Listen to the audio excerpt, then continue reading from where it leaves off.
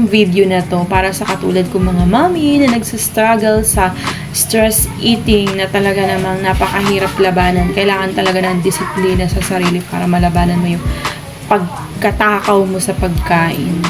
And I experienced lahat ng sickness because of the stress eating, ang pagkahilo, pagtaas ng sugar, pagka-high blood, pagka-low blood, dahil sa improper eating. Na hindi na tama yung kinakain ko. Itong video na to, gusto kong ituro sa tulad kong isang mother na dapat wag kang sumuko, ay achieve mo yung goal mo, ibalik mo yung dating ikaw, kung ano yung dating katawan mo, pwede naman. Nasa disiplina lang po yun. And take note, I'm not a professional dietitian or professional sa mga gym, mga gayon. Nanonood lang po ako, nag-research po ako kung ano ba yung mga alternative na paraan para ma-achieve ko yung goal ko na gusto ko sa aking body. So, I do research kung ano ba yung diet na mag-work sa akin before. So, dati nag-lose ako ng weight nun. From 61 to 53 kilos. Napakaganda nung. Kaya lang pala, dapat, yung pagka-feel ko dun sa, ano na yun, na sobrang payat ko naman, dapat pala, consistent ako dun sa aking ginagawa. Sa pag-workout ko, dapat consistent. Madali kasi akong ma-distract sa mga bagay-bagay na ayaw ko. Nadidistract din ako sa mga stress. Ayan. So, dapat hindi ka nadidistract pag mayroon kang goal sa buhay mo. Kailangan consistent ka kung ano yung ginawa mo nun dati na nag-work sa'yo, ituloy-tuloy mo lang yun. Yan. Kaya, yan, manood kayo ng video na to na talagang makaka-inspired sa lahat ng mga mother na tulad ko o kahit din sa mga nag-gain ng weight. Napakaganda po nitong video na to. Ayan, manood kayo and mag-subscribe kayo.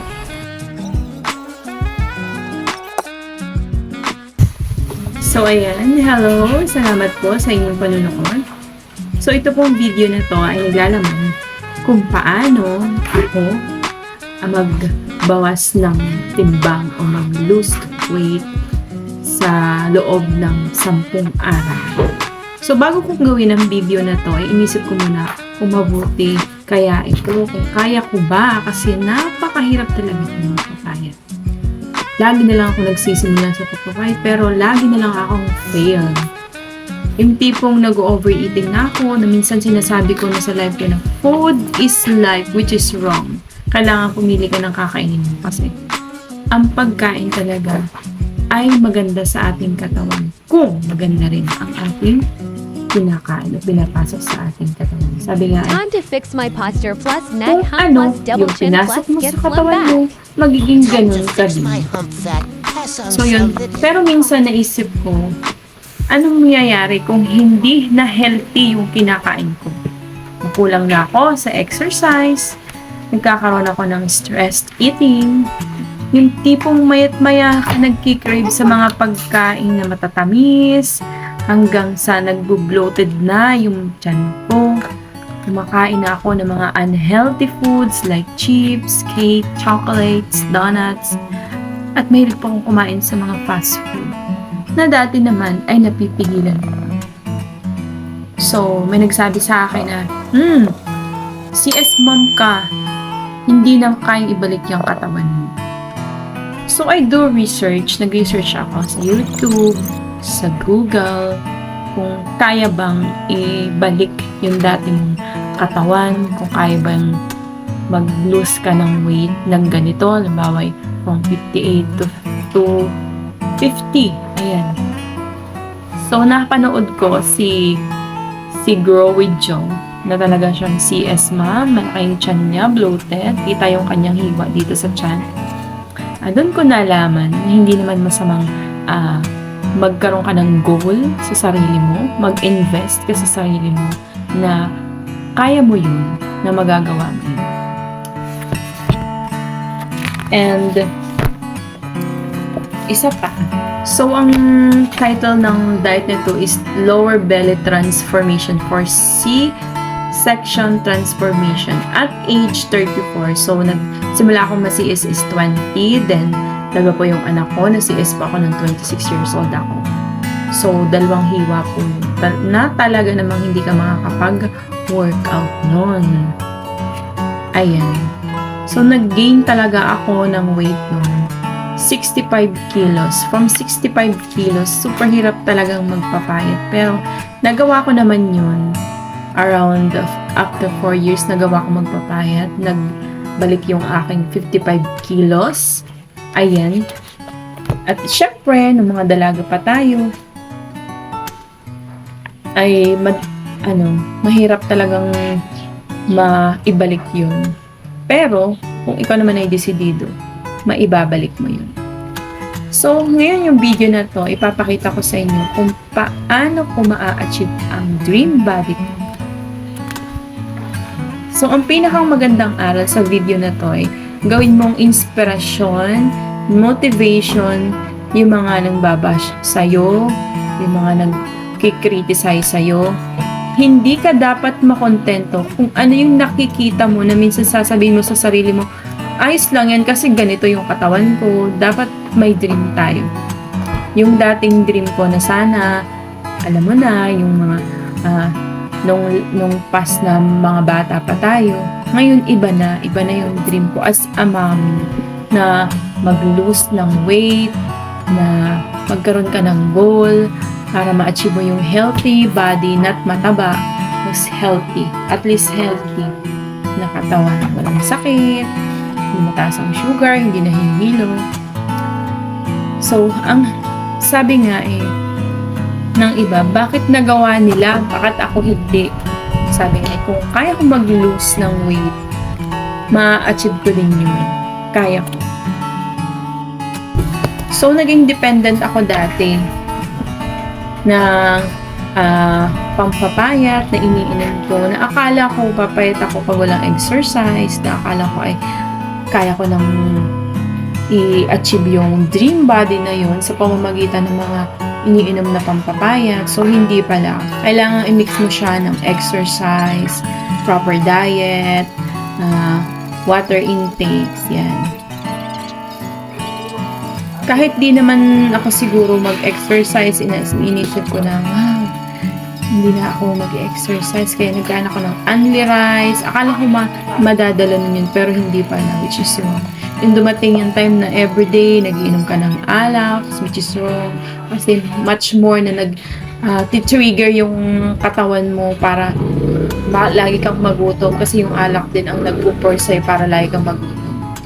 So, every year, ang mga tao kasi nagbabago ng lifestyle yan, nagbabago tayo ng body situation kasi tulad niyan, nagiging matanda na tayo, yung naging growing older. Kaya dapat may goal tayo na hindi dapat tayo magmukhang growing older. Dapat sabihin natin sa sarili natin na dapat tayo ay maging looking younger because of weight loss journey. Dito sa video na to, mapapanood mo yung mga journey ko nun. From day 1 hanggang day 10. Ayan. Ayan. Yung title kasi ng video na to is My Dream Body of Having Toning Arms, Abs, Tummy, Butt. Ito-tone mo siya. Kasi since nung ako'y 16 years old, super payat ko talaga. As in, walang curve, napakatuwid, parang kawayan, tapos payat pa, parang palito. This video show how you lose weight with toned body.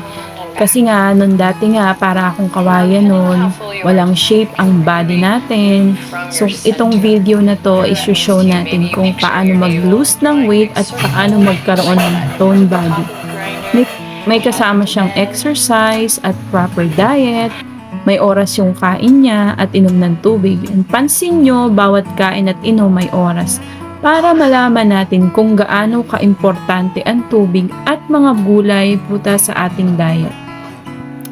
So, this video is not what others says to you. It's your fighting spirit to how you conquer yourself.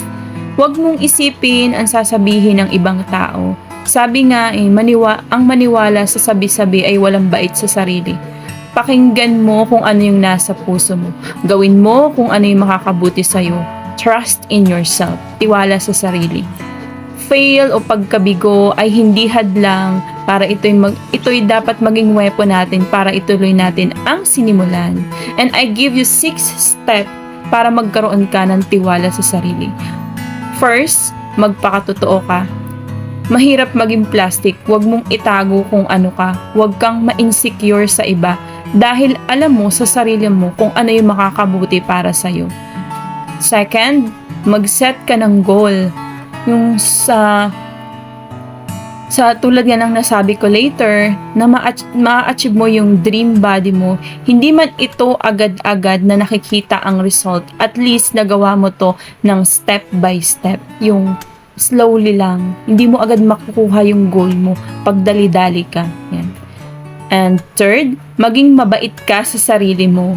Huwag mong sisihin yung sarili mo, bakit ako nag-fail, bakit hindi ko nagawa to na before. Bagkus gawin mong aral yung failure mo, kasi yun yung magiging best teacher mo and mag-motivate yung sarili mo para magawa mo yung goal mo.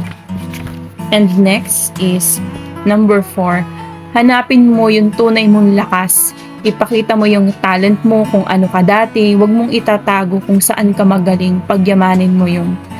Number 5, mag-yoga ka, meditation, self-meditation. Yung ikaw yung mag-isa sa sarili mo, tahimik ang lugar, iisipin mo kung ano yung mga bagay na nakapagpapagulo sa iyo, alisin mo yon. Self-meditation, katulad ng yoga, pinakamaganda talaga ang yoga.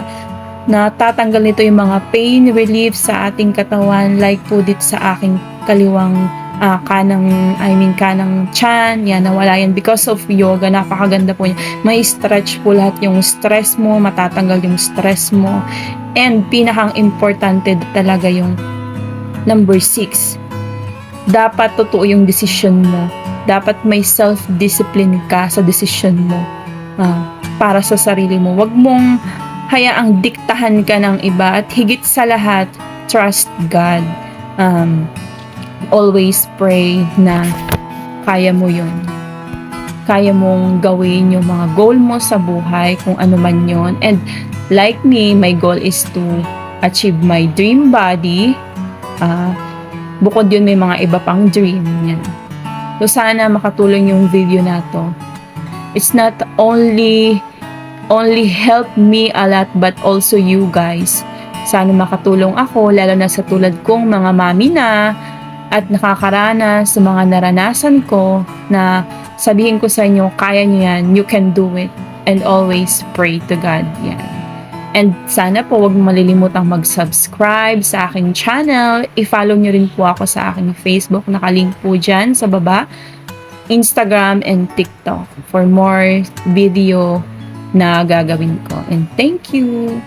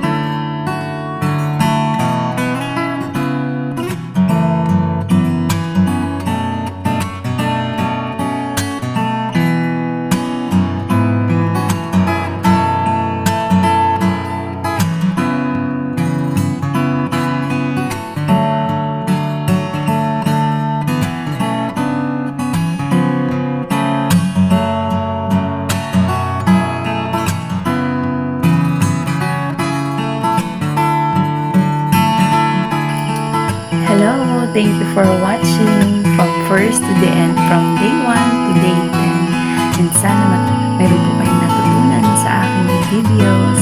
And please subscribe to my channel. Thank you. God bless.